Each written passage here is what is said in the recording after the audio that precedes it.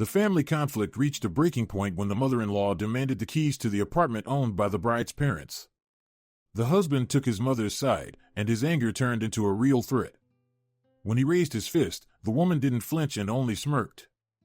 "Go on, hit me, hero." And everything flipped upside down. Hello, dear listeners. I'm glad to welcome you to my channel. I'm bringing you a new and interesting story. Enjoy listening.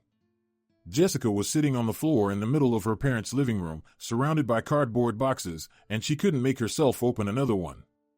3 months had passed since the funeral, and she still couldn't believe her mom and dad were gone. 48 and 52 years old, a senseless highway accident, black ice, a truck failed to make the turn. One moment, and her entire former life, Sunday dinners, her mom's pies, her dad's jokes vanished. She ran her palm over the parquet floor, old and creaky, yet so familiar. A 2-bedroom apartment in downtown Boston, 5th floor, windows facing the park. Her parents had bought it during the recession of the early 90s, scraping together every last dollar, doing the renovations themselves. Her mom spent a week choosing wallpaper, her dad worked on the wiring in the evenings. This was where Jessica grew up. Where her room was, covered in posters of her favorite bands. Where she studied for exams. Where she brought Michael to meet her parents. Michael had liked her mom back then. A serious young man, her mom said. You can tell he's from a good family, well-mannered. Her dad was more reserved, but he approved too. The wedding was modest, about 30 guests, in a cafe near the subway. Patricia, Michael's mother, sat at the head of the table and spent the entire time adjusting the bride's dress, fixing her hair, teaching her how to hold a wine glass properly. Jessica, sweetheart, you're part of our family now, she said, patting her hand. I'll teach you everything. Back then, it seemed like care. Now Jessica understood. It was the first rehearsal of the future script. Her phone vibrated. Michael, are you still there? Let me come by and help with the boxes. Jessica set the phone aside without answering. Michael offered help every day, but for some reason, he always consulted his mother before making any decision. Mom says it's better to hire movers. Mom thinks there's no rush to go through the things. Mom advises getting the apartment appraised first. Patricia showed remarkable enthusiasm when it came to that apartment. A week after the funeral, she was already asking about paperwork. Jessica, dear, I understand how hard this is for you, but bureaucracy doesn't go away. We need to deal with the inheritance before problems arise. She called at 7 in the morning, when Jessica was still asleep. She showed up without warning, supposedly to check in, but always managed to steer the conversation toward the apartment. Are the documents ready yet? What did the lawyer say? What are you planning to do with the place? Jessica stood up and walked to the window. Outside, the park was buzzing, the leaves were starting to turn yellow, October was taking over. Mothers with strollers walked below, retirees played dominoes on a bench. Ordinary life, going on no matter what. A photograph stood on the windowsill. Her mom and dad at their summer house. Tanned, happy, holding a bouquet of asters. Last summer. Jessica ran her finger along the frame. I'm sorry, Mom, that I'm taking so long. I just can't make myself go through your things. It feels like letting you go for good. The key turned in the lock. Jessica turned around. Michael stood in the doorway with a grocery bag. I texted you that I was coming, he said gently. I got coffee and pastries. Figured you've been here all day alone and probably haven't eaten. I know you have a key, Jessica said. You could have knocked. Oh, come on, I'm not a stranger. Michael put the bag on the table and looked around. So how many boxes are left? Maybe we really should call movers. Mom says dash, and what does your mom say this time? Jessica couldn't hold back the sarcasm. Michael grimaced. Don't start. She just wants to help. She's worried about you. About me? Jessica crossed her arms. Michael, your mother calls me every morning asking about the apartment paperwork. Is that concern for me? She's worried you might make a mistake. Michael took cardboard cups of coffee out of the bag. Inheritance is serious business. Everything has to be done properly. Jessica took a cup and took a sip. The coffee was strong, bitter, burning, just like this conversation. I've already taken care of everything, she said calmly. I got the inheritance certificate a week ago. Michael froze, a pastry halfway to his mouth. And you didn't tell me? Jessica, we're family. I should have known. Why? Jessica looked him straight in the eyes. It's an inheritance from my parents. For me. What does that have to do with you? You're unbelievable. Michael set the pastry down and pulled out his phone. We're husband and wife. Everything we have is shared. No, Jessica cut him off sharply. The apartment was inherited from my parents. It's mine. Personal property. Michael stared at her as if seeing her for the first time.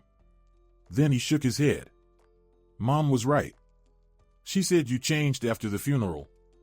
Changed? Jessica put the cup on the table.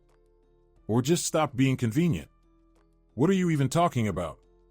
Michael raised his voice. I came to help, to support you, and you're making a scene. You came to ask about the apartment, Jessica said tiredly. On your mom's behalf. Don't pretend it's concern. Michael flushed. He opened his mouth, closed it, then finally said, fine. Let's say Mom is interested. So what? She wants you to make the right decision. That apartment is a serious asset. Renting it out is a big responsibility. Mom thinks what exactly does your mom think? Jessica interrupted. Michael hesitated. Well, she says her niece Christine is having a hard time right now. The girl is renting a room for $2,000, living in awful conditions. And this apartment is sitting empty. We could help family just for a year, until Christine gets back on her feet. We're family, after all. There it was. Jessica smirked, looking out the window. So the plan was already in place. Move in the niece. For free, I assume. Jessica, come on, she's family. Michael stepped toward her, trying to sound soothing. Christine is a good girl, neat, she'd live there for a year, save some money. What difference does it make to you? The apartment is empty anyway. The difference is that I plan to rent it out. Jessica turned to him. For $4,000 a month. That would help us with the mortgage. Or did you forget we pay $3,500 every month? I didn't forget. Michael looked away. But Christine is family. Mom will be very upset if you say no. Let her be upset, Jessica said firmly. It's my apartment, my parents, my decision. Tell your mother the place will be rented out. For money. To strangers. Michael clenched his jaw. He grabbed his phone and typed something quickly. Jessica had no doubt he was texting his mother. A minute later, her own phone vibrated in her pocket. Patricia was calling. I'm not answering. Jessica pulled out her phone and declined the call. That's rude, Michael muttered. Mom wants to talk. And I don't. I've already heard enough. Jessica walked over to the boxes and started taping one shut. Michael, if you don't want to help, you can leave. I'll manage on my own. He stood there for another minute, staring at her back, then turned and walked out, slamming the door. Jessica exhaled and sank onto the couch. Her phone kept buzzing. Patricia wouldn't give up. 5 missed calls. 6. 7. Finally, a message came through. Jessica, I understand you're grieving, but you can't be so heartless. Christine is a good girl, she's really struggling. Let's meet and talk calmly. I'll bake your favorite pie. Jessica grimaced. Favorite pie? As if consent could be bought with baked goods. She replied briefly. Patricia, I'm renting out the apartment. This is my final decision. The reply came instantly. Don't rush, sweetheart, we'll talk later. Michael said you're tired. Get some rest, I'll stop by tomorrow. I'll stop by tomorrow uninvited, of course. Jessica locked her phone and looked at her parents' photo. Mom, Dad, what would you say? Her dad would probably shrug. Your apartment, your decision. Her mom would frown. Jessica, protect what's yours.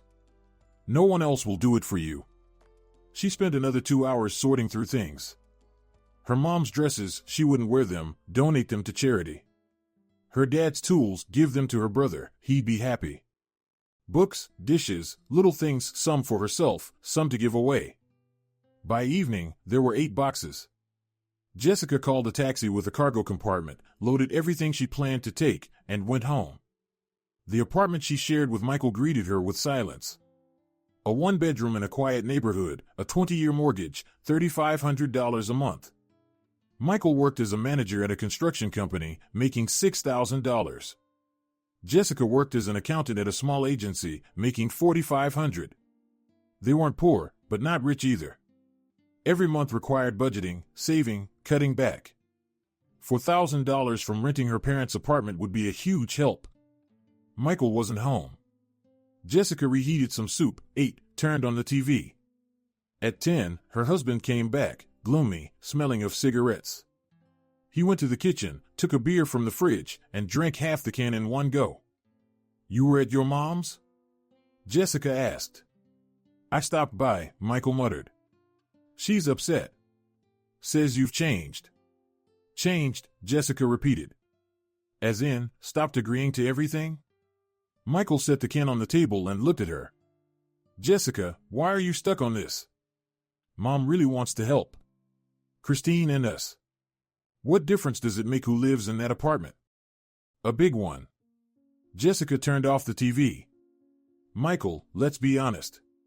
Your mother wants to move her niece in for free. I plan to rent it out for $4,000. That's $48,000 a year. Do you understand the difference?" "I do." Michael finished his beer and crushed the can. "But Christine is family. We could help her." "At my expense," Jessica clarified. "Help her at my expense. The apartment is mine, the rental income is mine too. And I've decided not to give it up." Michael stood up and threw the can into the trash. "You know what? Do whatever you want.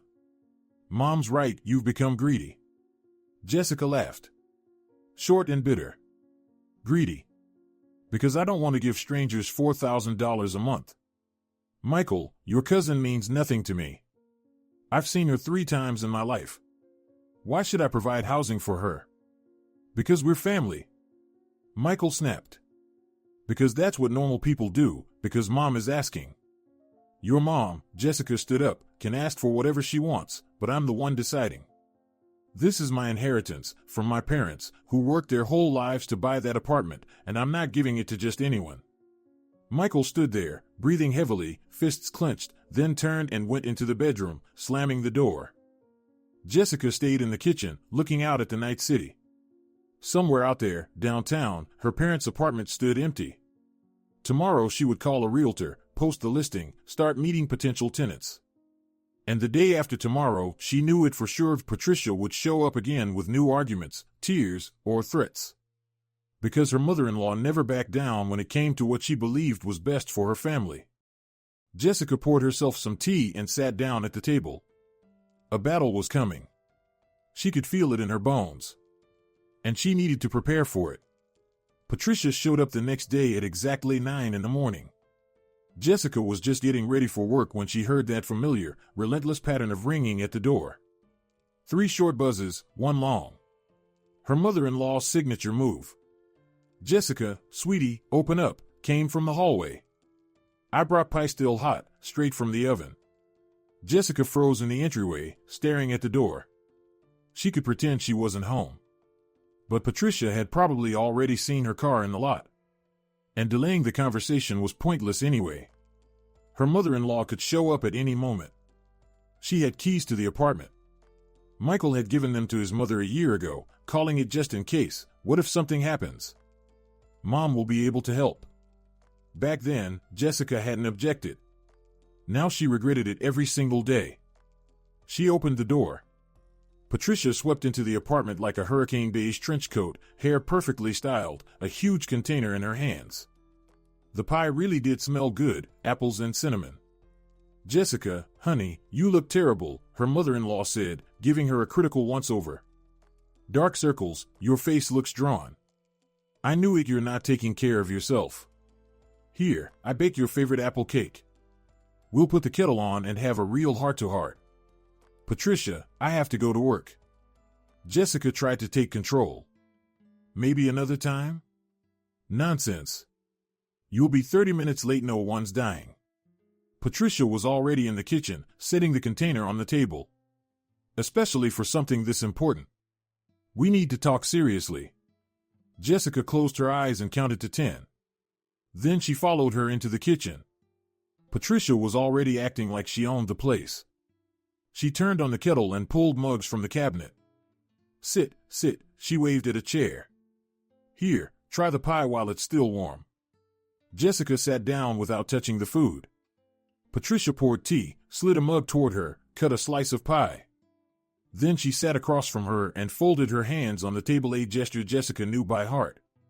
Here comes the serious talk. Jessica, her mother-in-law said softly, almost sweetly, I understand how hard this is for you.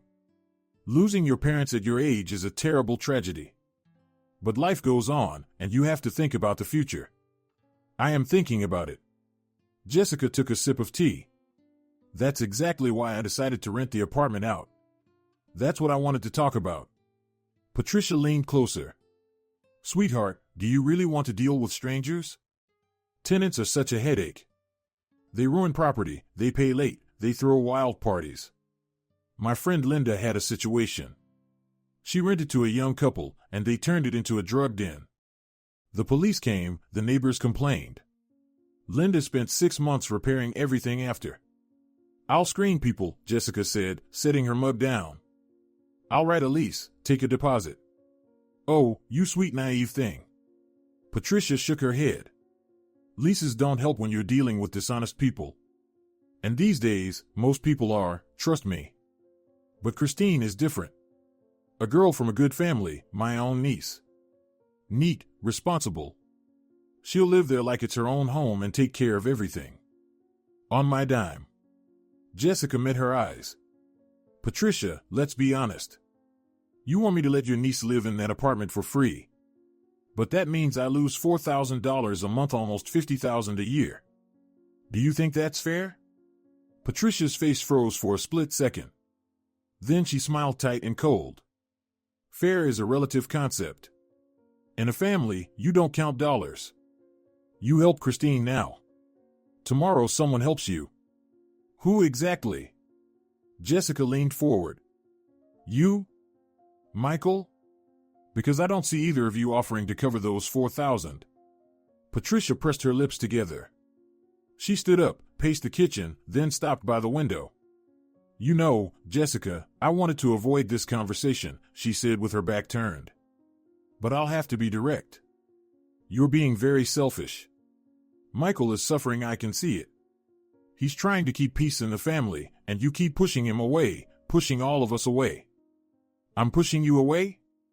Jessica felt anger boil inside her. I'm sorry, but you're the one trying to control my inheritance. Inheritance? Patricia spun around sharply. Honey, you're married. You and Michael have a shared household, shared plans. Everything you have is family property. And that apartment is part of your family's well-being too. No, Jessica said firmly. That apartment was inherited after my parents died. Legally, it's my personal property. Michael has no rights to it. Patricia narrowed her eyes. She sat back down, pulled her purse closer, took out a folder of documents, and placed it in front of Jessica. Here. I consulted a lawyer. Read. Jessica picked up the folder and scanned the first page. Sections of family law highlighted in marker. A lawyer's commentary. The bottom line came down to one thing: an inheritance received during marriage is personal property, but under certain conditions, it can be recognized as marital property.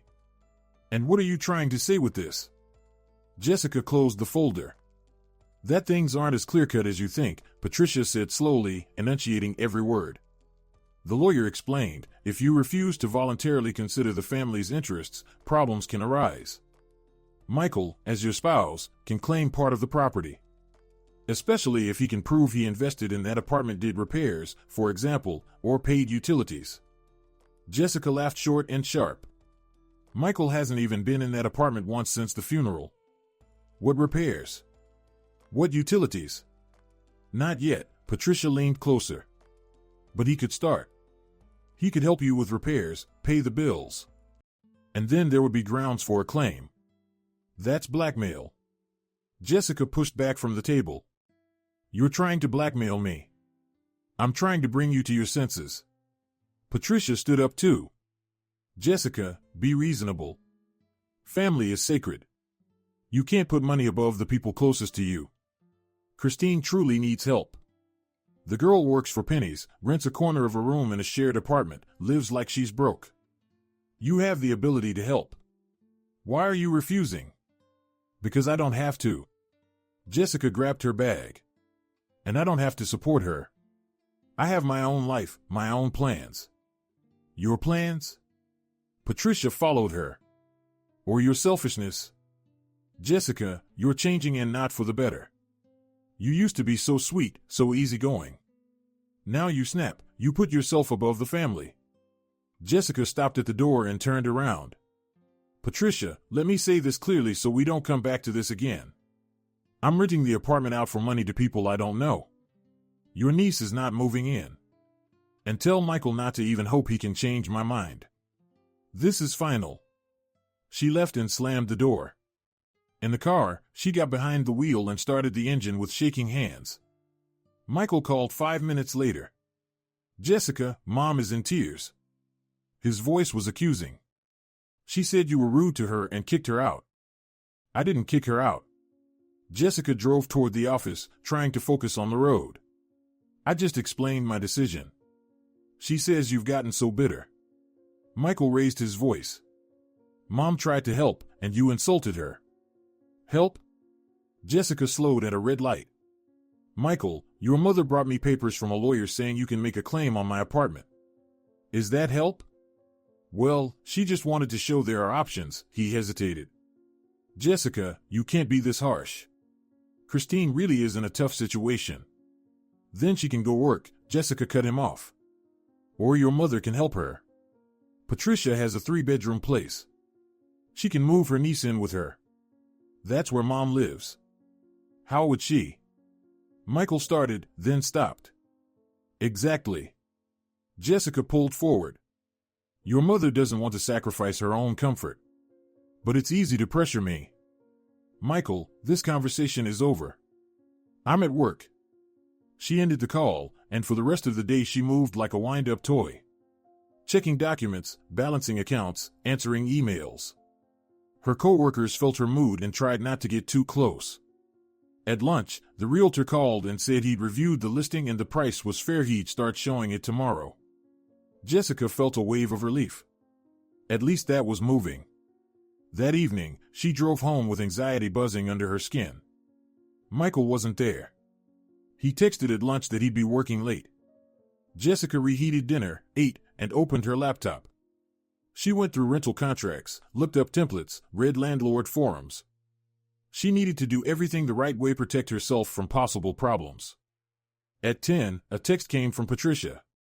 Jessica, I don't want us fighting. Let's meet again and talk calmly. Come for lunch on Saturday, I'll cook your favorite. Bring Christine so you two can get to know each other better.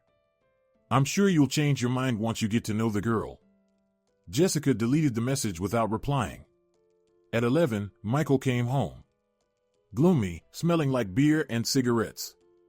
He walked past her without saying hello and dropped onto the couch in front of the TV. Jessica closed her laptop and walked over. Michael, we need to talk. About what? He didn't take his eyes off the screen. About how you hurt my mother. About how your mother keeps pushing into my life. Jessica sat down beside him. Michael, it's my apartment. My decision. Why can't you accept that? Selfish. He turned to her, eyes bloodshot. Christine is family. She's really struggling. And all you think about is money. I'm thinking about our future. Jessica clenched her fists. $4,000 a month. That's almost our payment. We could pay down the mortgage faster, save up for a baby, for a vacation. A baby? Michael sneered. With your view of family? Jessica, you don't understand what family is. It's not just taking, it's giving. Helping each other. Helping is one thing, Jessica stood up. Supporting strangers is another. Christine is your mother's niece, not mine. Let your mother help her. Michael threw the remote onto the couch. You know what? I'm tired of arguing with you. Do what you want, but don't expect me to support you. He walked into the bedroom and slammed the door. Jessica stayed in the living room, staring at the flickering TV screen. Everything inside her tightened into a hard knot. Her husband had taken his mother's side. Completely. Without conditions. The next few days passed in icy silence. Michael avoided conversations, came home late, left early. Patricia called every day. Sometimes with tears in her voice, sometimes with new arguments. Jessica stopped answering, but the messages kept coming. You're destroying the family. Michael isn't sleeping because of you. I'm praying you come to your senses. On Thursday, the realtor brought the first potential tenants. Jessica met them at her parents' apartment. A young couple. He was a software developer, she was a manager. They looked around, liked it, and were ready to sign. Jessica scheduled Monday to finalize the paperwork. That evening, she told Michael about it. I found tenants. We're signing the lease on Monday. He lifted his head from his phone and looked at her for a long moment. Mom is going to be furious. It's my decision. Jessica walked into the kitchen and started making dinner. Your decision is destroying our family. Michael followed her. Do you understand that?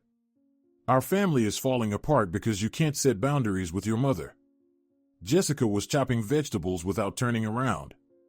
Michael, in a healthy marriage, a husband stands by his wife, not his mother. She's my mother, he raised his voice. And she's right. You've changed. You've become greedy and cold. Jessica put the knife down and turned to him. I've changed? Or I just stopped being convenient? I used to agree with everything. Your mother called at 7 in the morning. I stayed silent. She showed up without warning. I smiled. She taught me how to cook, clean, dress. I nodded along. I was convenient, wasn't I? Obedient. Easy. And now I dare to have my own opinion. And suddenly I'm greedy and heartless. You're twisting everything. Michael clenched his fists. Mom loves you. She cares about you. Your mother wants to control me. Jessica picked the knife back up and kept chopping. Just like she controls you. And you don't even see it. That's enough. He slammed his fist on the table. Don't you dare talk about my mother like that. Or what? Jessica turned toward him. What are you going to do, Michael? He opened his mouth, then closed it. Turned around and walked out of the kitchen. A minute later, the front door slammed. Jessica finished cooking and ate alone. She texted her brother Daniel, explained the situation, and asked for advice. Change the locks at your parents' apartment, he replied. And get ready for war. From the sound of it, your mother-in-law won't back off. Jessica thought for a moment and then messaged the realtor. She asked him to bring a locksmith on Monday so the locks could be changed immediately after the lease was signed. The locksmith agreed. On Saturday morning, Patricia showed up again, this time with her niece. Jessica opened the door and saw her mother-in-law and a girl about 25, fragile, with huge eyes, wearing a worn jacket. Jessica, come meet her, this is Christine. Patricia practically shoved the girl into the entryway. Christine, this is Jessica, Michael's wife, the one who can help you. Christine smiled timidly. Hello. Aunt Patricia told me you have an empty apartment. I'm very neat, I swear. And I'll be so grateful. Jessica looked at Patricia. She was glowing with a triumphant smile. A classic manipulative move: bring the girl in person, trigger pity, press on guilt. Christine, Jessica said calmly, the apartment has already been rented. We're signing the lease on Monday. The girl's face fell. Patricia gasped. Rented? You said you were just looking for tenants. I found them. Jessica crossed her arms. A young couple. $4,000 a month, security deposit, 1-year lease. But Christine. Patricia grabbed her niece's hand. She was counting on this. I promised her. You had no right to promise anything, Jessica said sharply. Patricia, I made myself very clear I am renting the apartment for money. You chose not to listen. That's your problem. Christine sniffled. I was really hoping. Aunt Patricia said you were kind, that you'd help. Christine, Jessica softened her voice, turning to the girl, I understand that things are hard for you, but I'm not a charity. I have a mortgage, loans, my own expenses. $4,000 a month is money I need. But I could pay, the girl looked up through tears. Not 4,000, of course, but I could manage 1,500 or two. The apartment is already rented, Jessica repeated. I'm sorry. Patricia turned around, dragging her sobbing niece with her. Come on, Christine, we're not welcome here. Some people only care about money, not humanity. They left. Jessica closed the door and leaned against it with her back. Her hands were shaking. Anger boiled inside her at her mother-in-law, at the manipulation, at Michael, who had stayed silent through all of it. Her phone rang nonstop. Are you happy now? Michael shouted. Mom called in tears. Christine is crying. Do you understand how heartless you are? I'm protecting my interests, Jessica said quietly but firmly. Michael, your mother tried to manipulate me. She brought the girl to make me feel guilty. That's disgusting. You're disgusting, he snapped and hung up. Jessica sank to the floor in the entryway, wrapping her arms around her knees. She wanted to cry, but there were no tears. Just emptiness inside and the feeling that her marriage was collapsing right in front of her eyes. Her husband was on his mother's side. Her mother-in-law wouldn't stop. Another battle was coming on Monday, when she would sign the lease and change the locks. She picked up her phone and texted Daniel. Will you come with me on Monday? I'm afraid my mother-in-law will try to interfere. Of course, her brother replied. I'll bring Robert too, just in case. Those people are unpredictable. Jessica stood up, washed her face with cold water, and looked at her reflection in the mirror. Pale face, dark circles under her eyes, tightly pressed lips.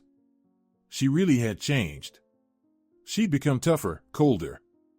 But there was no choice. Her parents' apartment was the last thing she had left of her mom and dad. And she wasn't giving it to anyone. Michael didn't come home on Sunday. He texted that he was staying at his mother's place. Jessica spent the day in silence, preparing for Monday.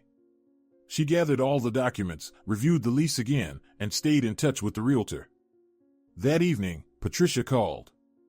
Jessica almost declined, but something made her answer. Jessica, her mother-in-law's voice was icy. You're making a huge mistake. A very big one. Think again while there's still time. What are you implying? Jessica felt uneasy. That family is sacred, Patricia said slowly. And those who spit on family get what they deserve. Michael is suffering because of you. I won't let you ruin my son's life. Are you threatening me? Jessica felt her heart start to race.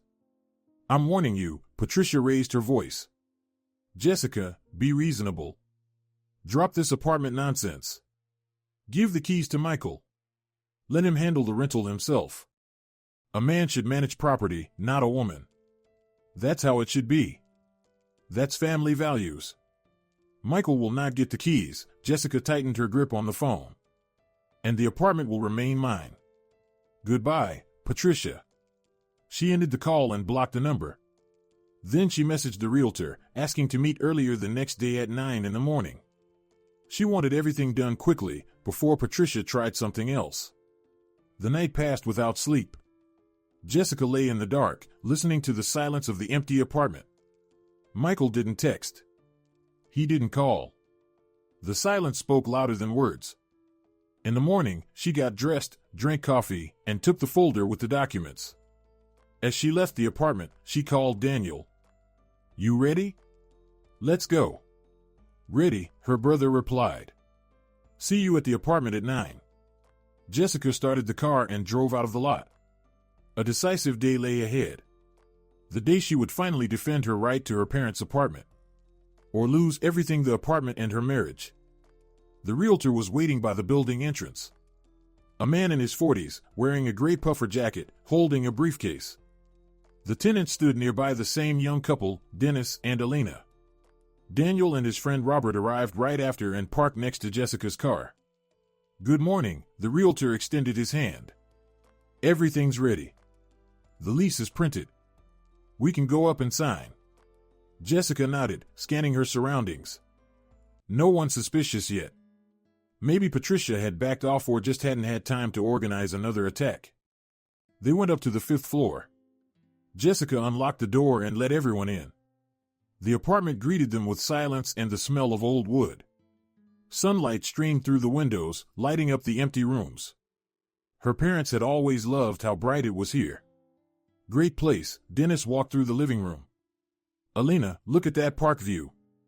"It's amazing," she went to the window. "We're really happy you agreed to rent it to us." The realtor spread the papers on the windowsill and improvised table. "So, a 1-year lease. Monthly rent is $4,000. Security deposit 2 months, $8,000. Utilities paid by the tenants. Everyone good?" "Yes." Jessica took the pen. The door flew open with a crash. Patricia stood in the doorway, disheveled, red with rage. Michael was behind her, pale, dark circles under his eyes. "Stop," her mother-in-law stormed into the apartment. "Jessica, end this farce right now." The realtor froze with the documents in his hands. Dennis and Alina exchanged looks. Daniel and Robert stepped in front of Patricia, blocking her path. "Patricia," Jessica spoke calmly, though everything inside her tightened, "you have no right to be here. This is private property." "Private?" Patricia shoved past Daniel, knocking him aside with her shoulder. "This is family property." "Michael, tell her." Michael stood in the doorway, silent. Jessica looked at him. He avoided her gaze, steadying the toes of his boots. "Michael has no rights to this apartment," Jessica said and turned to the realtor. "Let's continue. Where do I sign?" "You dare." Patricia grabbed the lease papers and started tearing them. "I won't allow this. This apartment should go to Christine. I promised her." The realtor tried to take the papers back, but Patricia shoved him away. Shreds of paper scattered across the floor. "Daniel," Jessica nodded to her brother. Daniel and Robert grabbed Patricia by the arms and started leading her toward the door. She struggled and screamed. "Michael, are you really going to let them throw me out? Defend your mother." Michael took a step forward, then froze when he met Jessica's eyes. "Michael," she said quietly, every word like a blow, "if you take her side right now, we're done. Completely." He stood there, torn between his mother and his wife. Patricia kept screaming. "Michael, my dear, she's humiliating you, throwing your mother out. And you're letting it happen?" "Mom, let's go." Michael stepped toward the door. "Let's leave." "What?" Patricia froze. You're taking her side?" "I just want this to stop." Michael rubbed his face. "Mom, it's her apartment. We have no right." Patricia broke free from Daniel's grip and stepped up to her son. She slapped him sharp and loud. "Spineless," she spat. "A weakling, letting that bitch boss you around? I didn't raise you like this." Michael clutched his cheek and stumbled back. Jessica saw pain, humiliation, and something else in his eyes. Something that made her tense. "That's it, Mom. Enough." Michael grabbed his mother by the shoulders and turned her toward the door. "We're leaving. Now." They went out. Daniel closed the door behind them and leaned against it. "What a circus," Robert exhaled. The realtor picked up the torn pieces of the lease from the floor. "I have another copy in my car. I'll grab it." Dennis and Alina sat on the windowsill, stunned. "Sorry about all this," Jessica said and sank down onto the floor, exhausted. "Family drama. It happens," Alina tried to smile. "The important thing is the apartment is ours, right?" "It's yours," Jessica confirmed. The realtor came back with a fresh copy of the lease. They signed all the documents. Dennis handed over the cash 2 months' rent in advance plus the security deposit. Jessica counted the bills and put them in her bag. $12,000. Her money. Earned honestly. I've called the locksmith. He'll be here in half an hour, the realtor said, putting his copy of the lease into his briefcase. You'll change the locks, give the keys to the tenants, and that's it. They went downstairs. Dennis and Alina left. They'd be back that evening with their belongings. Daniel and Robert stayed with Jessica to wait for the locksmith. Are you okay? Her brother asked, putting an arm around her shoulders. I don't know, Jessica stared at the park. Daniel, my marriage is falling apart. I can see it. If a husband can't protect his wife from his own mother, that marriage isn't worth keeping, Robert said, lighting a cigarette. Sorry to be blunt. He's right, Daniel nodded. Jessica, Michael is weak. A mama's boy. You deserve better. The locksmith arrived on time and changed the locks in 20 minutes. Jessica got the new keys, handed one set to the realtor for the tenants, and slipped the second set into her bag. That's it, she let out a breath. It's over. It's just beginning, Daniel corrected her. Jessica, you know Patricia won't calm down. I know. Jessica got into the car. But the apartment is protected now. New locks, lease signed, money received. What can she do? Daniel shook his head but said nothing. Jessica drove to work. She was 2 hours late, but her boss was understanding. The whole day passed in a haze: numbers, documents, reports. She worked on autopilot, thinking about what awaited her at home. Would Michael come back? What would he say? Would he try to pressure her again? That evening she drove home with a heavy heart. She parked in the courtyard and went upstairs. The apartment door was slightly open. Voices came from inside. Michael and Patricia. Jessica pushed the door open. They were sitting in the kitchen. Her mother-in-law with red eyes. Michael with a bottle of beer. Well, here comes the lady of the house. Patricia jumped up. Happy with yourself? Very. Jessica walked past them and dropped her bag on the couch. Patricia, what are you doing in my apartment? In our apartment, Michael corrected. Mom came to talk. To both of us. I don't remember inviting her. Jessica crossed her arms. Michael, does your mother have keys to our apartment? Michael nodded. Then I want them back. Jessica held her hand out toward Patricia. Now. What? Patricia clutched her purse to her chest. Are you out of your mind? I'm Michael's mother. I have the right. You have no rights to my apartment. Jessica stepped closer. The keys. Now. Michael, Patricia turned to her son. Do you hear how she's talking to me? Michael finished his beer, set the bottle on the table, and stood up, breathing heavily. Jessica, enough. You've gone too far. I've gone too far? Jessica laughed, short and bitter. Your mother broke into my parents' apartment, tore up the lease, caused a scene, and I've gone too far? Mom is worried. Michael raised his voice. You don't understand, she's not well. Christine is left without a place to live.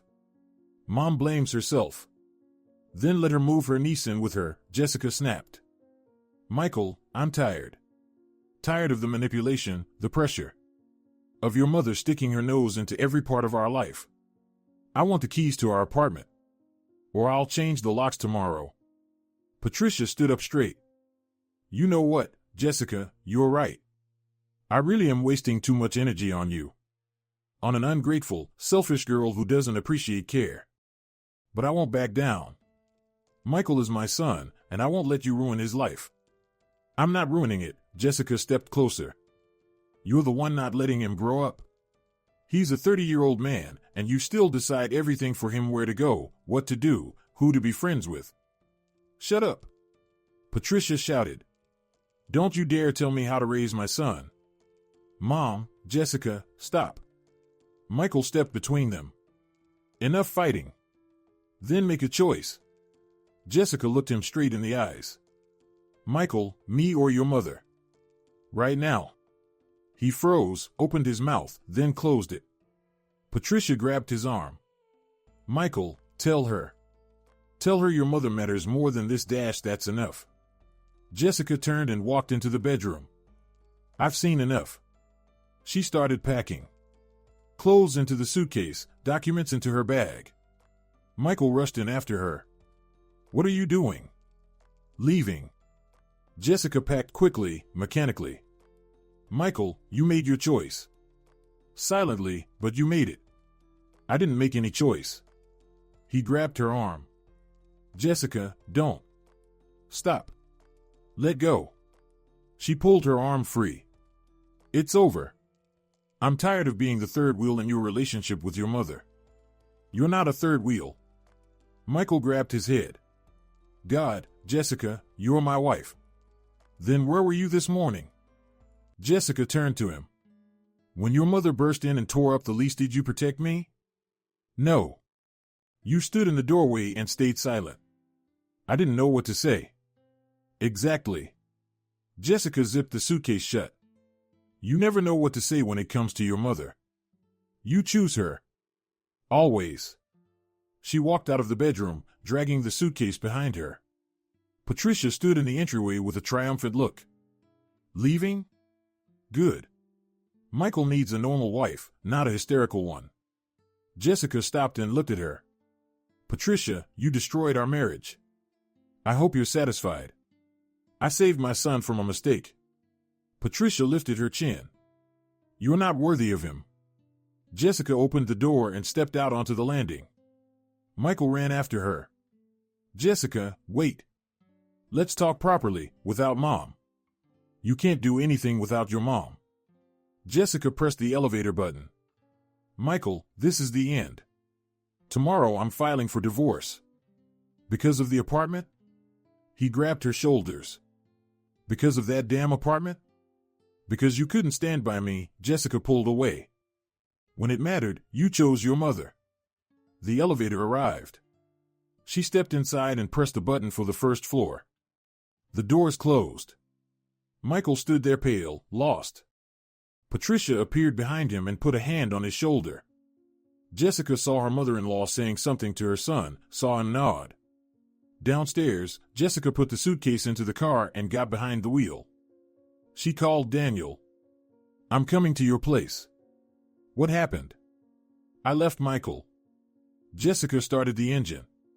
For good. Her brother was silent for a few seconds. Come. The room is free. Make yourself at home. Daniel lived in a 2-bedroom apartment on the outskirts of Boston. A bachelor, a programmer, making good money.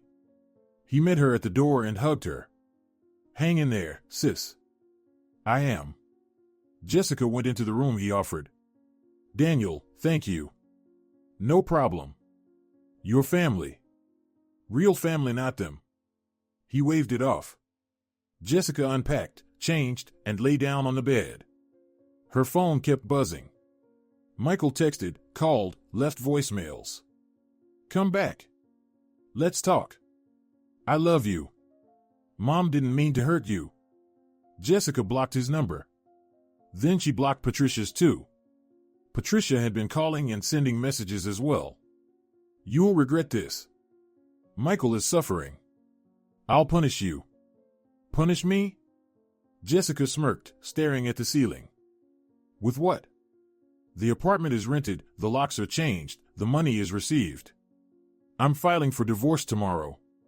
What else can Patricia do? The night was restless. Jessica tossed and turned, listening to the unfamiliar sounds of someone else's apartment.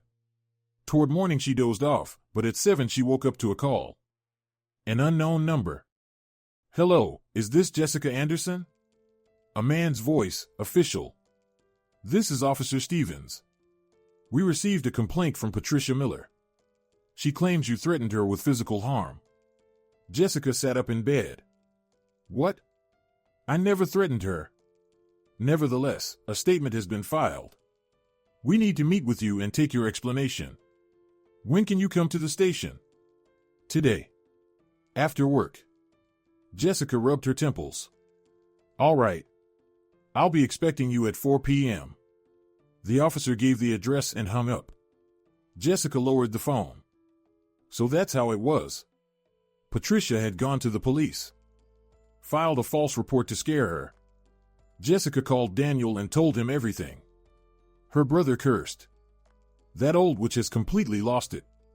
Jessica, don't worry. You have witnesses from yesterday, you, me, Robert, the realtor, the tenants. You never threatened her. But the report exists, Jessica said, getting dressed and heading to the kitchen. Daniel, she'll try to drag me through court. It won't work. He poured her coffee. Listen, we also have video from yesterday. Robert recorded it when she was having her meltdown. Show it to the officer. Jessica let out a breath. Right. I forgot about the video. She went to work with a heavy heart. Her co-workers noticed her state but didn't ask questions. At lunch, the realtor called. The tenants moved in. Everything's fine. The first month is paid. At least one piece of good news. At 4, Jessica went to the police station. The officer, a man in his 50s, tired, with a dull gaze, listened to her explanation and watched the video from Robert. I see, he said, setting the phone aside. Jessica Anderson, Miller's complaint is formal. She claims you threatened to beat her yesterday in your parents' apartment. But the video shows the opposite. She caused the disturbance. So I'll dismiss the complaint due to lack of grounds. But be advised, try to avoid contact with this woman in the future. Family conflicts often spiral out of control. I'm trying, Jessica said wearily. But she won't leave me alone. Then document every incident, calls, messages, visits. If it continues, you can file your own report for harassment. Jessica nodded, thanked him, and walked out of the station. She got into her car and rested her head on the steering wheel. She was exhausted. Completely exhausted from this war. Her phone vibrated. A message from an unknown number. Do you think you've won? This is just the beginning. I'll take everything from you. The apartment, the money, your reputation. Michael is my son, and you will not separate us. Jessica showed the message to the officer. He wrote the number down and promised to look into it, but Jessica knew it would lead nowhere. Patricia was careful. She wouldn't send anything openly threatening from her own number. Jessica drove to Daniel's place. Her brother greeted her with dinner, ordered pizza, opened a bottle of wine. Hang in there, Jessica. This will all be over soon. I don't know. Jessica sipped her wine, staring out the window. That woman won't stop. Then we'll stop her. Daniel poured himself a glass. Jessica, go to court on Friday and file for divorce. Once it's official, Patricia will lose her last lever of control. Jessica nodded. Friday. 3 days left. The next few days passed in tension. Michael kept texting, begging her to come back, swearing he'd change everything. Jessica didn't respond. Patricia didn't call anymore. She went quiet, and that was more frightening than open threats. Thursday evening, Jessica was driving home from work when she noticed a familiar car, a dark blue sedan, Michael's. He was following her, 2 cars behind. Jessica sped up, turned into a neighboring courtyard, and parked by a random building. Michael drove past without noticing her maneuver. She called Daniel. Michael is following me. Take a cab and come here, her brother said seriously. Leave the car. You can pick it up tomorrow. Jessica called a cab and took a roundabout route to Daniel's place. He met her with a grim expression. Jessica, this is serious. They've lost it. I'm filing for divorce tomorrow, she said, dropping her bag. And this will end. But she was wrong. It was only beginning. Friday morning, she woke up to a call from the realtor. His voice was tense. Jessica Anderson, we have a problem. The tenants called someone tried to break into the apartment last night. Neighbors saw a middle-aged woman and called the police. She fled before the patrol arrived. Jessica felt a cold wave run through her. A middle-aged woman, do they have a description? Short hair, beige coat, around 50-something. Patricia. She had tried to break in. At night. Why? Are the tenants okay? Jessica got out of bed. They're shaken but fine. They say they'll terminate the lease if this happens again. Tell them I'll take care of it and install extra security. Cameras, alarms. Today. The realtor agreed. Jessica got dressed and called a security company. She arranged for a video surveillance system, 2 cameras, one facing the door and one covering the landing. The technicians promised to come by around noon. She went to court and filed for divorce. Without Michael unilaterally. Processing time, 1 month. Then she went to her parents' apartment, met the technicians, and supervised the camera installation. The tenants were home, pale and anxious. "I'm sorry about last night," Jessica said apologetically. "That was my former mother-in-law. She has mental health issues." "We figured," Dennis nodded. "Jessica Anderson, we don't want trouble. If this happens again, we'll have to move out." "It won't happen again," Jessica promised. "There are cameras now. Any attempt to enter and I'll know immediately. Plus an alarm on the door." They calmed down. Jessica checked the system. The camera feed streamed directly to her phone. Perfect. She returned to Daniel's place that evening. Her brother was cooking dinner. Robert sat at the kitchen table with a beer. "So, how did it go?" Daniel handed her a plate of pasta. "I filed for divorce and installed cameras." Jessica sank into a chair. "Daniel, she tried to break in at night." "That's criminal." "You need to file a report," Robert said, finishing his beer. "Seriously, that woman is dangerous." "I will if it happens again." Jessica picked up her fork but couldn't eat. "Guys, I'm so tired. Tired of fighting, proving, defending myself. It'll be over soon." Daniel sat across from her. "Once the divorce is finalized, Michael will be out of your life and his mother too." Jessica nodded, but she didn't feel certain. Patricia wasn't the type to give up. She would fight to the end. And that end was close. That night, Jessica lay in bed reviewing the camera footage. The landing was empty. The door was closed. The tenants were home, lights on. Everything was quiet. She dozed off with her phone in her hand. In the middle of the night, a notification woke her. Motion detected on the landing. Jessica opened the app and watched the clip. Patricia stood at the door, whispering something, then spat on the threshold. Turned and left. Jessica saved the recording and emailed it to herself. Evidence. If this went to court, it would matter. In the morning, she showed the video to Officer Stevens. He shook his head. "Well, now we have grounds. File a report, and I'll open a harassment case." Jessica filed the report detailed, listing every incident. The officer assured her he would summon Patricia for questioning. "Usually, after an official warning, people like this calm down," he said. "If not, we'll pursue a restraining order." Jessica left the station feeling relieved. Finally, the law was on her side. That afternoon, Michael called from an unknown number. Her phone hadn't blocked it. "Jessica, an officer called me. Said you filed a report against my mom. Is that true?" "It is." Jessica stopped in the middle of the sidewalk. "Michael, your mother tried to break into the apartment. At night. That's a crime. She just wanted to talk to the tenants. At 2 a.m, with a lockpick?" Jessica laughed. "Michael, wake up. Your mother is not okay." "You're the one who's not okay," he shouted. "You filed a report against your husband's own mother. Have you lost your conscience?" "My conscience is just fine." Jessica hung up. Michael called back. She didn't answer. He sent long, rambling, accusatory messages. Jessica deleted them without reading. That evening, she received a summons. Officer Stevens scheduled a face-to-face meeting with Patricia. Monday, 10 a.m. Jessica called Daniel. "Daniel, will you come with me?" "Of course. Let them see you're not alone." The weekend passed in anxious waiting. Jessica barely left her room, watched the camera feeds, checked her phone. Patricia didn't appear at the apartment. She went quiet again. On Monday, the 3 of them arrived at the station.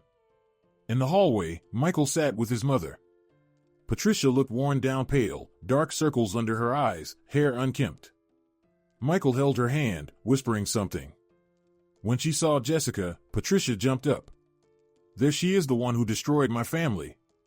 Officer Stevens came out of his office. Quiet, everyone. Miller, Anderson inside. They entered the office. The officer sat at his desk and pulled out a folder. All right, Ms. Miller. You're facing allegations of harassment and attempted unlawful entry into a residence. What do you have to say? This is all lies. Patricia slammed her fist on the desk. I wasn't harassing anyone. I just wanted to talk. At 2 a.m? The officer opened a witness statement. Neighbors say you tried to break the lock.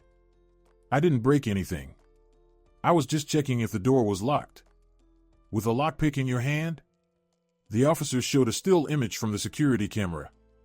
This is you. Patricia turned pale. That's not what you think. Then what is it? The officer leaned forward. Explain. She stayed silent, lips pressed tight. Michael put a hand on her shoulder. Mom was just worried about the tenants. She wanted to make sure they were okay. At 2 a.m, the officer repeated. Mr. Miller, your mother violated the law. Attempted unlawful entry is a criminal offense. On top of that, harassment of Ms. Anderson, calls, messages, following her. It's all documented. What following? Michael jumped up. She's my wife. I have a right to know where she is. Ex-wife, Jessica corrected. I filed for divorce. Michael froze, staring at her. Patricia sobbed. You see? She destroyed our family and now she's trying to get me arrested. No one is arresting you, the officer closed the folder. Not yet. But I am issuing a formal warning.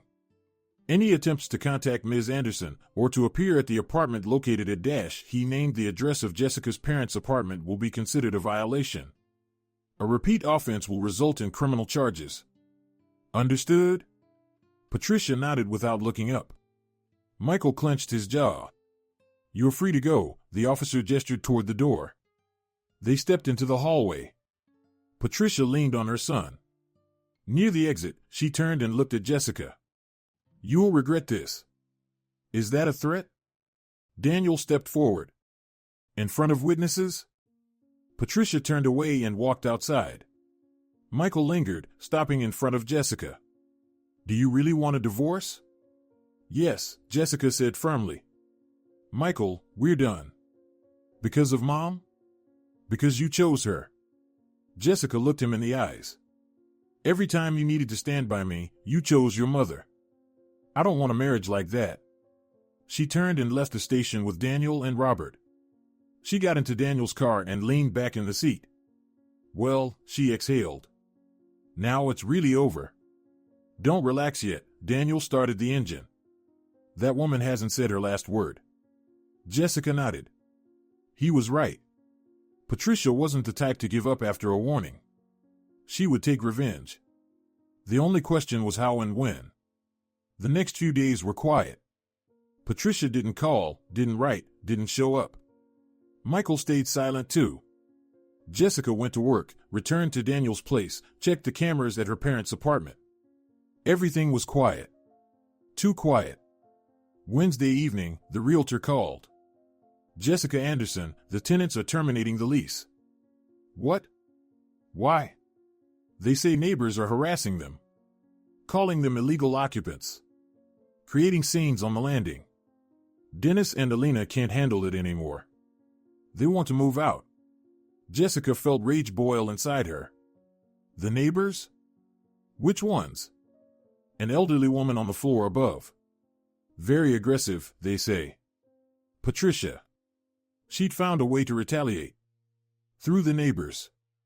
Most likely she'd lied to them and turned them against the tenants. I'm coming, Jessica grabbed her keys. Right now. She rushed to her parents' apartment. Went up to the 5th floor and knocked on the door of the upstairs neighbor Margaret, an elderly woman her parents had known for years. The door opened. Margaret, a thin old woman with a sharp gaze, looked at Jessica coldly. Oh. You. Showed up. Hello, Margaret, Jessica tried to smile. Can we talk? About what? About how you rented the apartment to some trash? The old woman crossed her arms. Your parents would be turning in their graves. Trash? Jessica was taken aback. Margaret, a decent young couple, lives there. Dennis is a software developer, Alina is a designer.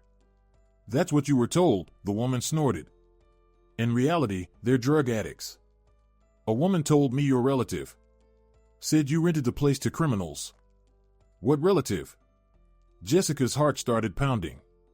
Margaret, can you describe her? What does it matter? A respectable woman. Short hair, glasses. Said she was your husband's aunt and worried the building wasn't safe anymore. Patricia. She'd gone to the neighbor, lied about the tenants, turned her against them. Margaret, Jessica spoke slowly, trying to stay calm. That woman lied to you. She's not my relative. She's my former mother-in-law. We're in conflict. She's trying to force the tenants out to hurt me. The old woman squinted. So she lied? Yes. Dennis and Alina are good people. They have a lease, they pay on time, they don't cause trouble. Check for yourself, go downstairs and meet them. Margaret was silent for a moment, then nodded. All right. I'll go take a look. If you're right, I'll apologize. If not, I'll file a complaint with management. Thank you. Jessica let out a breath of relief. She went downstairs and told the tenants about the conversation.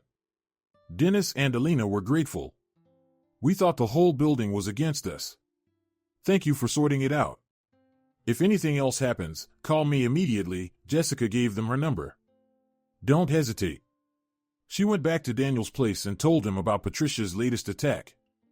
That woman won't stop, her brother said, pouring her some tea. Jessica, we need to do something. Maybe file another report? For what? Jessica rubbed her temples. She didn't violate the order. Technically, she didn't do anything illegal. She just talked to a neighbor. Daniel, I'm backed into a corner. She uses every possible loophole. Jessica sat in Daniel's kitchen, finishing her cold tea. It was almost midnight, but she couldn't sleep.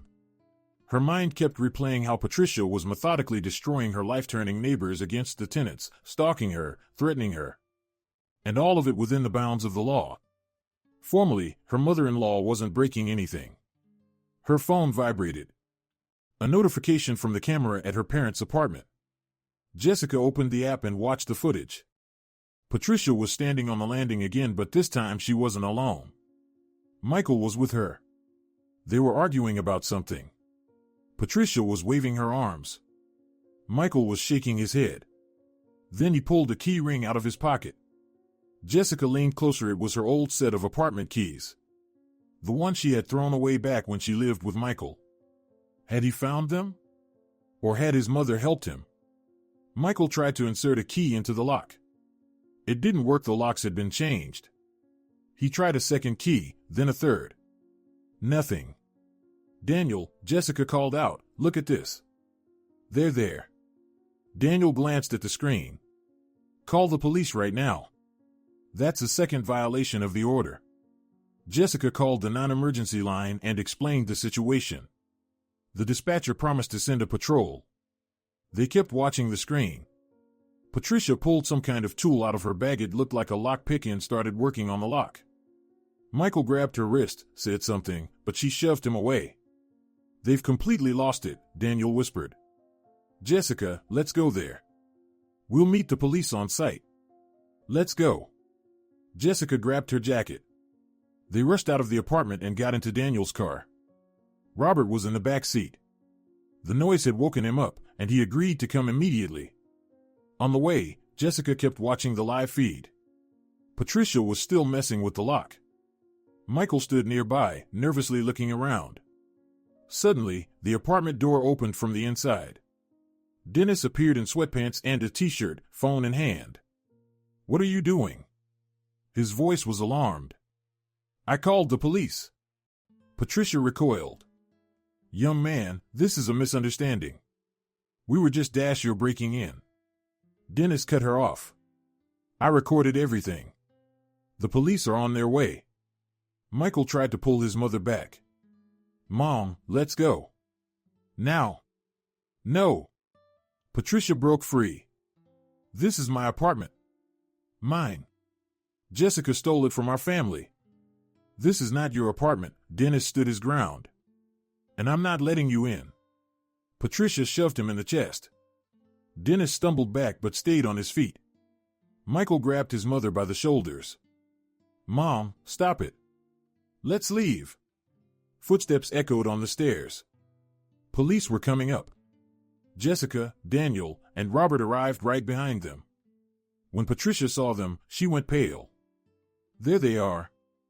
Dennis pointed at Patricia and Michael. They tried to break in. I recorded everything. The senior officer, a large man in his 40s, looked at Patricia. Ms. Miller, you are under a no-contact order for this address. What are you doing here? We just wanted to talk to the tenants. Patricia tried to sound innocent. With a lockpick in your hand?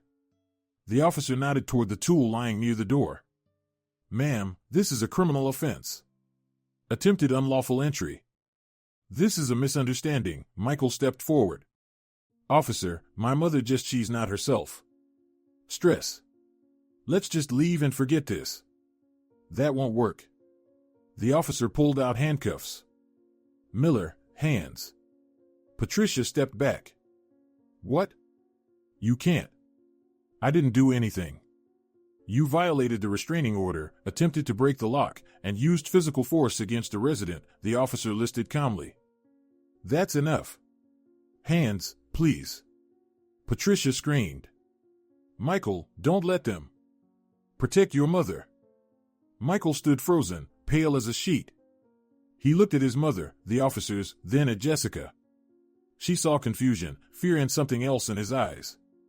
Despair. Mom, he said quietly, this is the end. You've gone too far. What? Patricia turned to him. You're taking their side? You betrayed your mother. Michael ran a hand over his face. Mom, I'm tired. Tired of the manipulation, the lies, of you destroying my marriage. Officer, do what you have to do. The officer cuffed Patricia. She cried, struggled. Michael. My son. How can you? I should have done this sooner. Michael looked at Jessica. I'm sorry. I was a blind idiot. Jessica said nothing. Inside, there was no pity, no satisfaction. Just emptiness and exhaustion. Patricia was led away. Michael followed. The officer asked him to come to the station to give a statement. Left on the landing were Jessica, her brother, Robert, and the tenants. Wow, Dennis exhaled. Jessica Anderson, your mother-in-law is really unstable. Was unstable, Jessica corrected. Now she's not my problem. She went downstairs and stepped outside. It was 3 a.m. The city was asleep. Daniel put an arm around her shoulders. You holding up? I am. Jessica took a deep breath. Daniel, I think this really is the end. The end of the bad part, her brother squeezed her shoulder. It gets better from here. They went home. Jessica lay in bed but didn't sleep. She stared at the ceiling, processing what had happened. Patricia was detained. Michael had finally taken her side but far too late. The marriage was destroyed. The divorce would be final. In the morning, an investigator called. He introduced himself as Detective Walker and asked her to come in to give a statement. Jessica went to the station and described in detail every incident involving Patricia. The detective listened carefully and took notes. A criminal case has been opened for attempted unlawful entry, he said. Plus harassment and threats. Your testimony was very helpful. What's she facing? Jessica asked. Up to 2 years in prison. The detective closed the file. Given that it's her first offense, she'll likely get probation. But the criminal record will remain. Jessica left the station feeling relieved. Patricia would finally face consequences. Not severe but fair. That evening, Michael called from the same unknown number. Jessica, can we meet? Jessica hesitated but agreed. They set a meeting at a cafe near the subway. Neutral ground. Michael arrived on time gaunt, with a hollow look in his eyes. He sat down, ordered coffee. Thank you for coming, he said quietly. I know you probably hate me. I don't hate you. Jessica took a sip of tea. I'm just tired, Michael. Me too. He rubbed his temples. Jessica, I want to apologize for everything. For not protecting you from my mother. For taking her side. For destroying our marriage. It's too late. Jessica looked him in the eyes. Michael, I don't want to discuss this. The divorce is final in 3 weeks. Let's just go our separate ways quietly, without drama. I'm not asking you to come back. He shook his head. I know there's no chance. I just want you to know I understand my mistakes. Too late, but I understand. Okay. Jessica finished her tea. I accept your apology. But it doesn't change anything. Michael nodded and stood up. Good luck, Jessica. And I'm sorry. He left the cafe. Jessica stayed seated, looking out the window. Inside, there was no resentment, no regret. Only calm. She had closed that chapter of her life. The next 3 weeks flew by. Jessica went to work, lived with Daniel, checked the cameras at her parents' apartment. The tenants settled in. There were no more incidents. Margaret even apologized to them and brought over a pie. Patricia received 1 year of probation and a restraining order. She was forbidden to come within 300 feet of Jessica or the apartment. Any violation would mean real jail time. Jessica faced the divorce day calmly. She put on a strict gray suit and pulled her hair into a bun. She went to court and entered the courtroom. Michael was already there in a black jacket, with an empty stare. The procedure took 10 minutes. The judge read the formal text. They signed the papers. The marriage was dissolved. That was it. Michael left the courthouse first. Jessica stayed behind to receive the divorce certificate. Then she stepped outside. It was a warm May day. The sun was shining brightly. She took out her phone and texted Daniel. I'm free. Congratulations, sis. We'll celebrate tonight. We will. Jessica got into her car and drove to her parents' apartment. She wanted to check on the tenants and sit in silence for a bit, think about the future. She went up to the 5th floor and rang the doorbell. Alina opened and smiled. Jessica Anderson, come in, come in. Thanks, I won't stay long. Jessica stepped inside. I just wanted to check if everything's okay. Everything's great. Dennis came out of the room. We really love it here. Actually, we wanted to ask, could we extend the lease for another year? Of course. Jessica nodded. I'd be happy to. She walked into the living room and went to the window. Outside, the park was buzzing. The leaves were bright green. Children were playing on the playground, elderly women sat on benches. Life went on. Jessica took out her phone and opened the photo of her parents, the one from the summer house. She whispered, Mom, Dad, I did it. I saved your apartment. I protected what you left me. She stood there for another minute, then said goodbye to the tenants and went downstairs.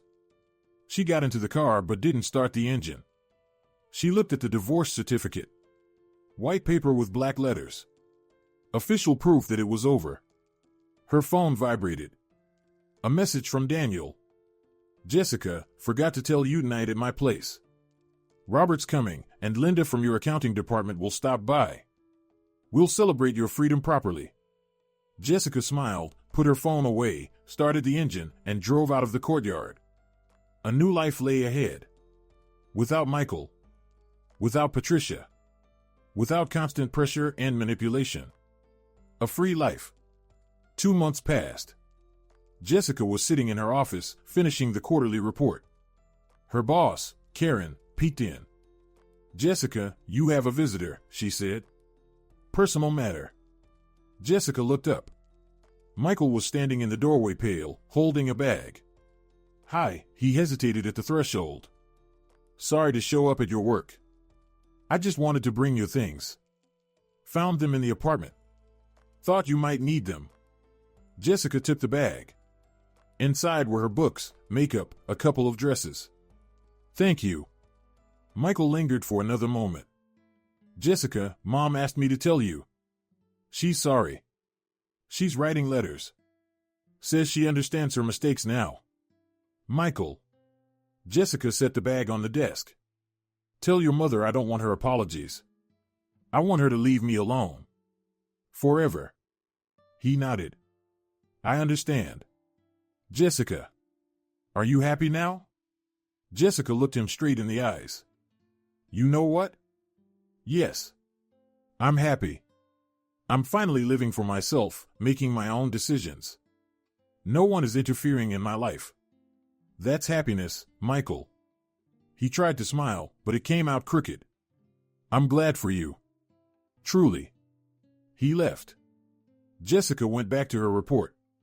A minute later, Karen peeked in again. That was your ex? Ex, Jessica confirmed. He looks miserable. Karen leaned against the doorframe. Jessica, do you ever regret it? No. Jessica saved the document and closed her laptop. Karen, I don't regret anything. That marriage was a mistake. I'm glad I realized it in time. Karen nodded. Good for you. Respect.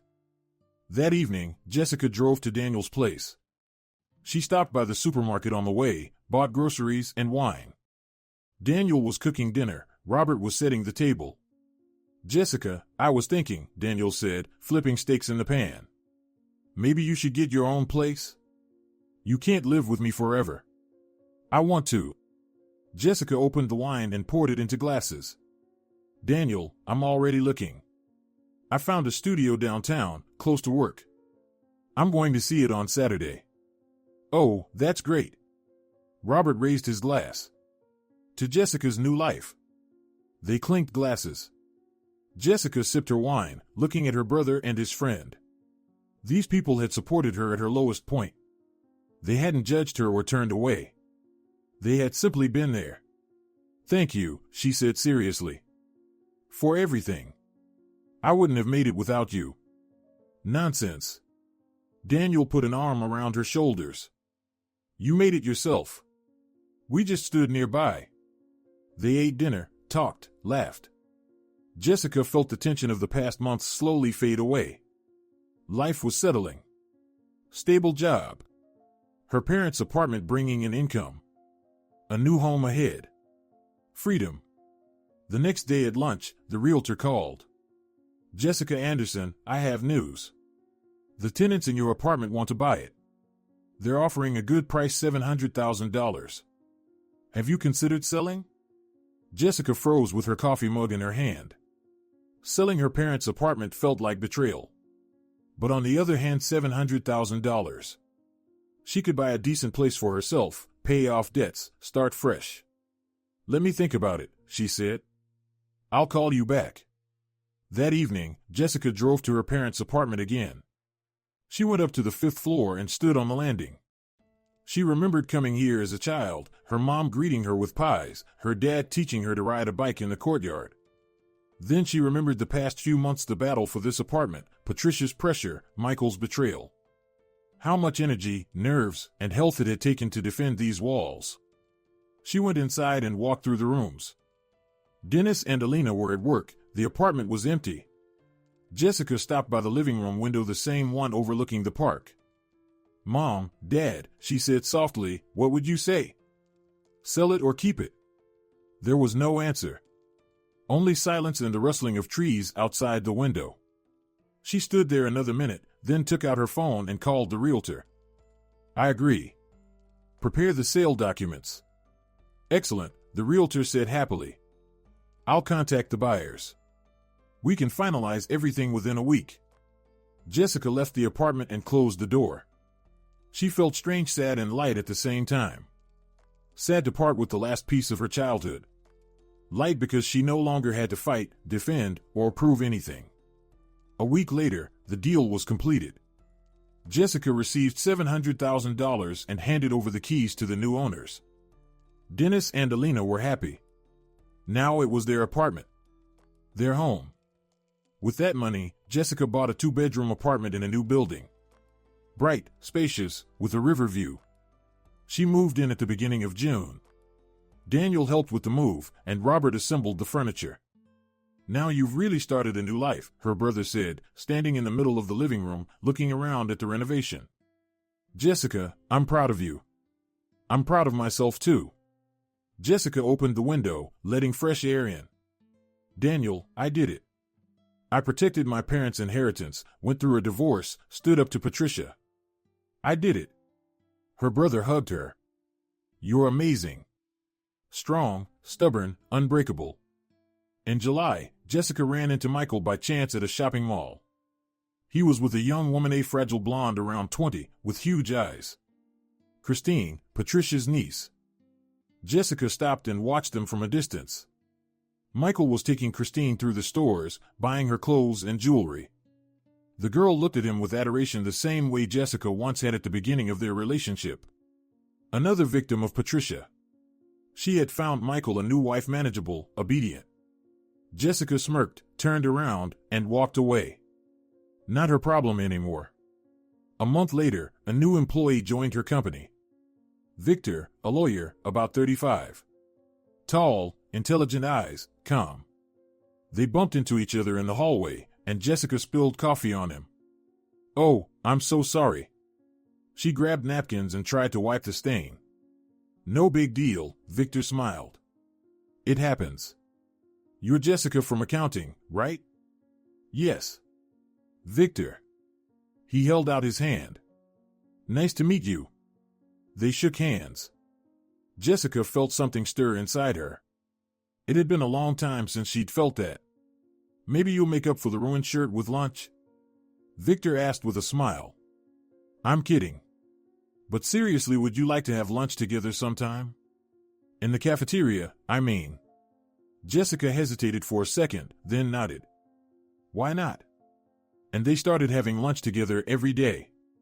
Talking about work, life, plans. Victor was divorced, no kids, lived alone. Jessica briefly mentioned her divorce short, without details. I get it. Victor nodded. I had a similar situation. My ex-wife couldn't separate from her parents. We fought all the time. Eventually, we divorced. And how did you handle it?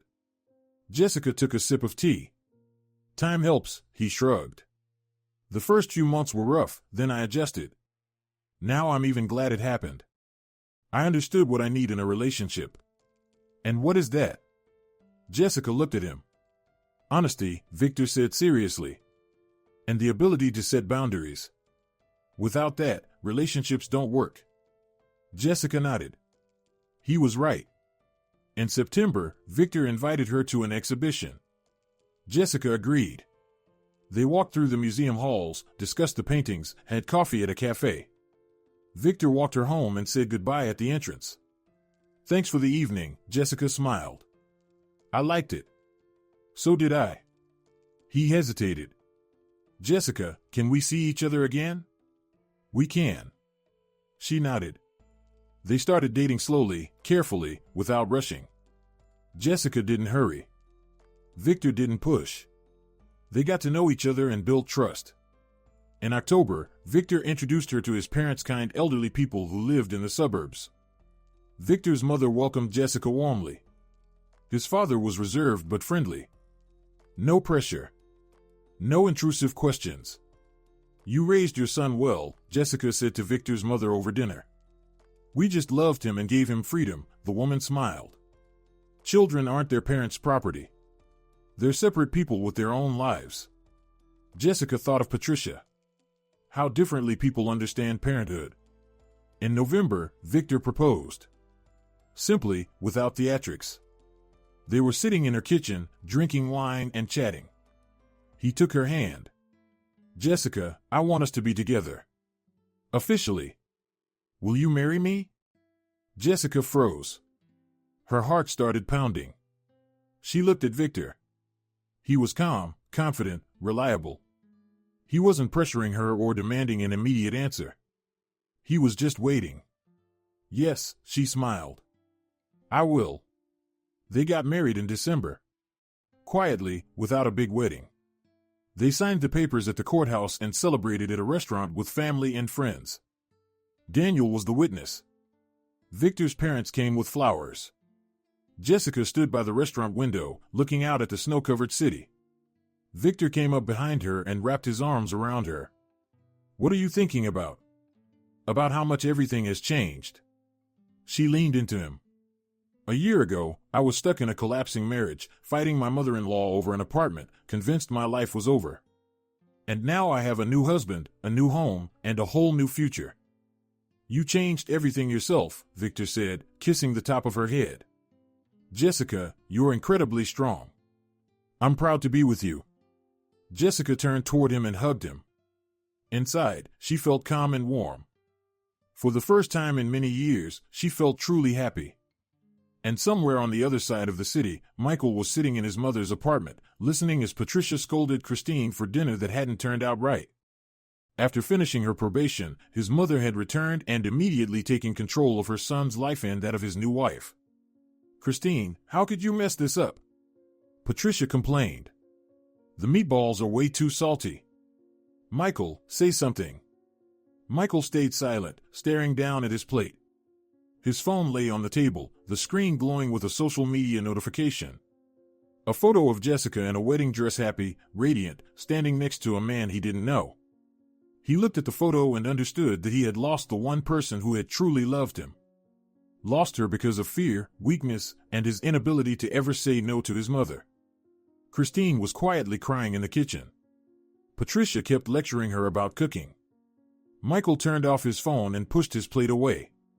He had no appetite. And at that very moment, Jessica was dancing with her husband, laughing, looking toward the future without fear. She had walked through hell and come out the winner.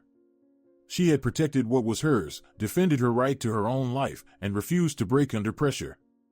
Now, only her life lay ahead. Free. Happy.